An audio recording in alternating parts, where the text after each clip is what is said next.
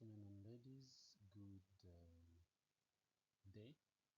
Welcome to a discussion of the anatomy of the urinary system and the physiology related to the same. We will focus on the highlights so you can easily be able to understand any textbook that you can come across. So we begin looking at the organs that make up the urinary system. So you have a pair of kidneys, you have the ureters, a pair also.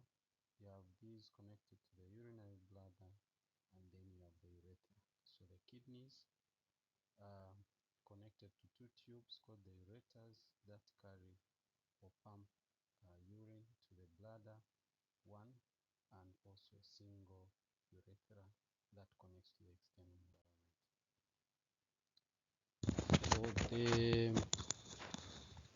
location of the kidneys in terms of shape and color, these are reddish brown bean shaped organs that have that size of 12 centimeters long and 3 centimeters thick and width of 6 centimeters.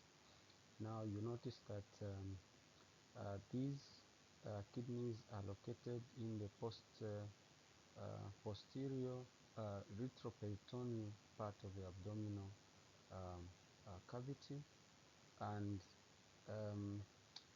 we have the right kidney, which is slightly lower than the left one, and they are convex laterally. And then we are talking about, in terms of description of the kidneys also, that they are attached to the ureters, which are the tubes that carry urine from the kidneys to the bladder, and they are supplied by blood through the renal blood vessels. So perfusion, we are talking about the renal artery delivering blood and renal veins draining the kidneys. Then we have autonomic control also of the kidneys through the nerves, the renal nerves that enter also through an indentation of the kidney called the hilus. On top of each kidney, we have the adrenal glands that look like caps for the kidneys. They are also, in this case, called a suprarenal gland. The covering of the kidneys, we have adipose tissue, which is so very important in this case, surrounding the kidneys, providing protection for the kidney, and also helps to keep the kidney in correct location against the muscles of the posterior trunk hole. This is important because in certain cases, patients end up, or people end up with ptosis, which is a condition where an organ moves out of position. So the kidneys drop to a lower position due to rapid fat loss, creating problems with the ureters. And because of this can lead to hydronephrosis, a condition where urine begins to move up or back up into the ureters to exert pressure on the kidneys, and this becomes problematic. The renal capsule is also important as connective tissue that surrounds each kidney. Regions of the kidneys, it is important to know that there is the outer part of the kidney, which is called the renal cortex. There is the deeper portions of the kidneys called the medulla, and also a region that is called the renal pelvis. So the outer part forms the outer shell, which drops its materials interior into the kidney, creating what are called renal columns.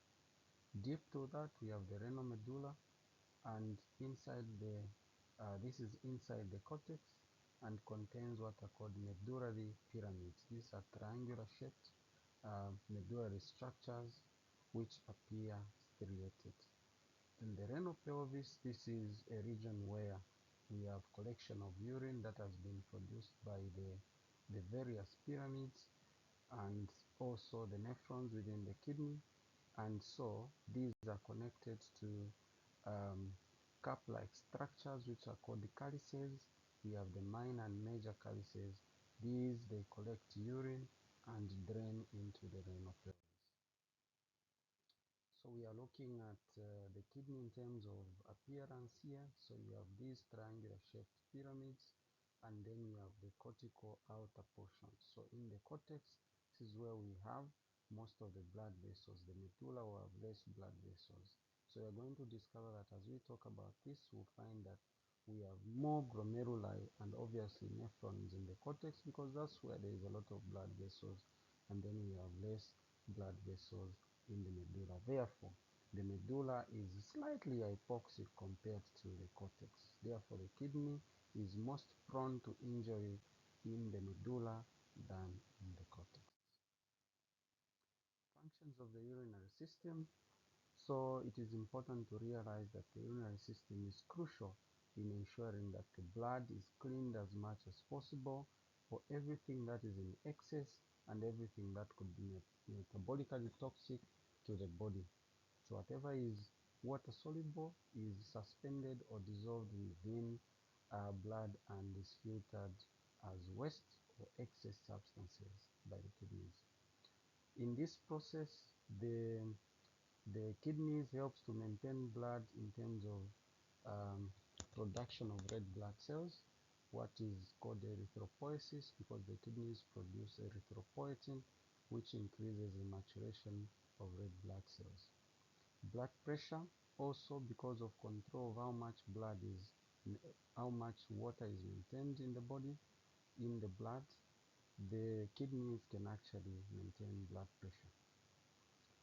Blood volume, I've talked about how the kidneys can respond to antidiuretic hormone, aldosterone, and other hormones that ensures that we increase water loss or we reduce water loss, and therefore that we maintain blood volume. Blood composition, because the kidneys are able to filter excess electrolytes and other unwanted substances, the blood is able to be maintained in terms of composition as well as pH. And then we are talking about finally blood flow in the kidneys, that the kidneys are supplied with blood, and this blood is a portion of the cardiac output. So a quarter of blood supply passes through the kidneys each minute. So that is about 20 to 25% of the cardiac output. So blood will enter the kidneys through the hilum via the branches of the descending aorta that divides into various branches of the arteries, and these arteries will divide into arterioles that will end up into glomerular capillaries that makes up the glomeruli, eventually draining back as veins into the inferior vena cava. So basically we are saying that the final branches of the interlobar arteries are called afferent arterioles, which end up making up the glomerulus, and then this blood will drain out as venous circulation.